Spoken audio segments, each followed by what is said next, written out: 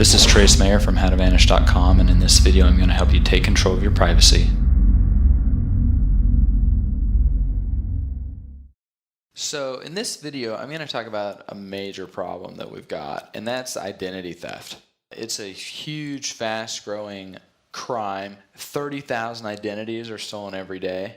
Like organized crime, these criminal gangs, they can make a lot of money like stealing identities, and it's a lot harder to track them down. And sometimes you don't even know that your identity has been stolen for months, or years in some cases. So here are 10 privacy tips to help you to not be a victim of identity theft.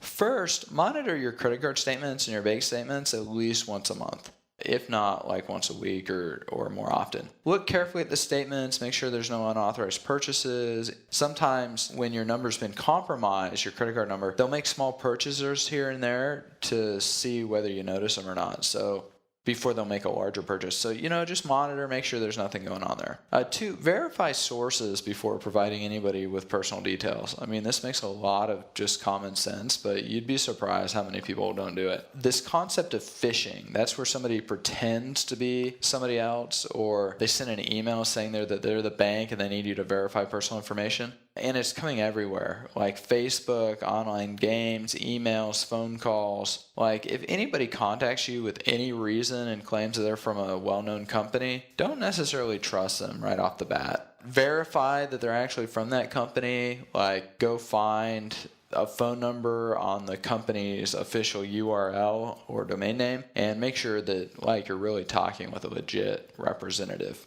Number 3, do whatever you can to protect that social security number. Keep it in a safe place at home. Don't just hand it out willy-nilly. Don't give it out unless you have to on any types of applications or at the hospital or things like that. One thing I've heard some people do is they inadvertently transpose numbers. So if the number's 683, then they might put 638.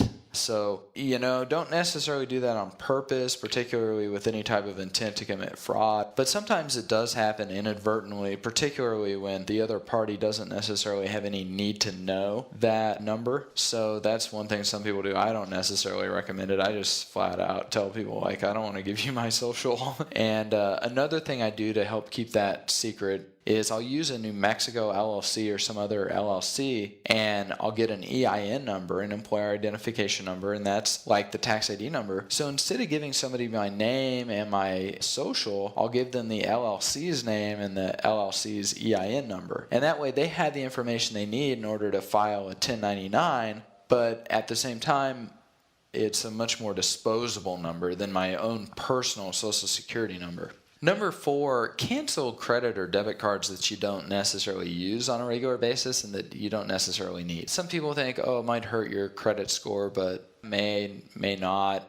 Also, if you're paying annual fees, why pay annual fees if you're not using the cards? So, that's one thing you can do. And particularly if you don't use them and you don't check those accounts on a regular basis, who knows? You might find you owe $10,000 on them because someone went and bought a bunch of TVs without your permission. So that's something to keep in mind. Number 5, always choose strong passwords, especially if you're using encryption. Don't make the password cat, because it's very easy to crack that using just brute force techniques. So if you use really strong passwords, then it makes it a lot more difficult to guess those passwords. And that's what happens a lot of times. It's people that are very close to the identity theft victims who are actually perpetrating the crime because they know their birth dates already and they know their favorite colors and things like that. And don't necessarily write their passwords on a yellow post-it note and put it on the computer. Just common sense, but you'd be surprised how many people do that. Number 6, protect all your computers and your mobile devices with passwords. And use strong passwords. Use ones that are difficult. And don't necessarily set the same password for all your devices. And another thing you can do is, especially with smartphones, set them to automatically require a password to get into them and to turn off or to, prompt for a password after, a minute or two. It might be a little inconvenient, but that way if you leave the phone on the table or something and walk away, that someone can't just get in there and see all your contacts really easily. Here's another one. I don't really think it's all that needed or useful, but you could consider investing in identity theft coverage for number 7. Yeah, that's like a form of insurance. But if you're doing all this preventative privacy hygiene, like, I don't know if it really adds all that much value, but they'll watch for stuff and they'll alert you if things happen. But you can always file like a freeze on your credit report that'll stop activity. So,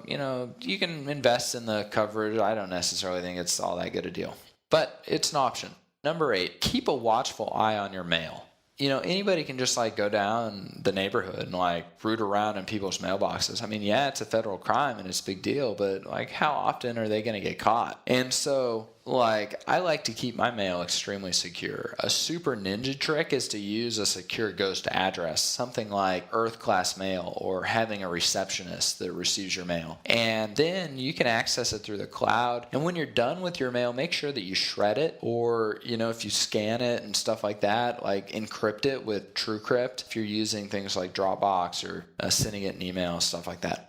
Number 9, do everything you can to protect your wallet or your purse. You'd be surprised, there's a lot of information in your wallet, especially if you've got like a driver's license. So there's like name, address, birth date. Then you got some credit cards, a debit card. Now they're able to see like bank accounts. So, just protect that wallet. One thing I like to do, I take a scan of all the contents of my wallet and then I encrypt it and stick it in the cloud. That way, if I'm traveling and get mugged or I lose my wallet or something, I can access it. And that's also really helpful for establishing identity. Like if you need to go and get a new passport at the embassy or something, you're like, yeah, see, here's my old passport. And they're able to bring it up, and it can just make life a lot easier. Number 10, and this goes along with number 9, just photocopy all your debit and credit cards. I only carry 2 credit cards with me and then passport card and a driver's license, but I have a lot of credit cards. I have a lot of credit cards with different entities like LLCs, things like that. And so if you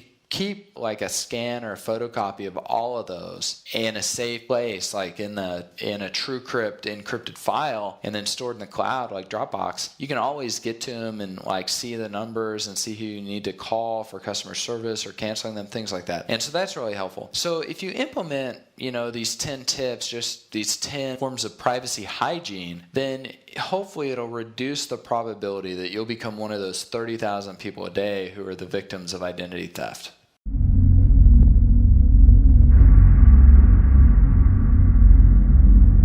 Hey everybody, this has been Trace Mayer. Thanks for listening. Don't be shy, we've got an emailing list at howtovanish.com and a free YouTube channel, howtovanish.tv. Go there and get yourself signed up, and we'll keep you up to date on everything we do to help you take control of your privacy.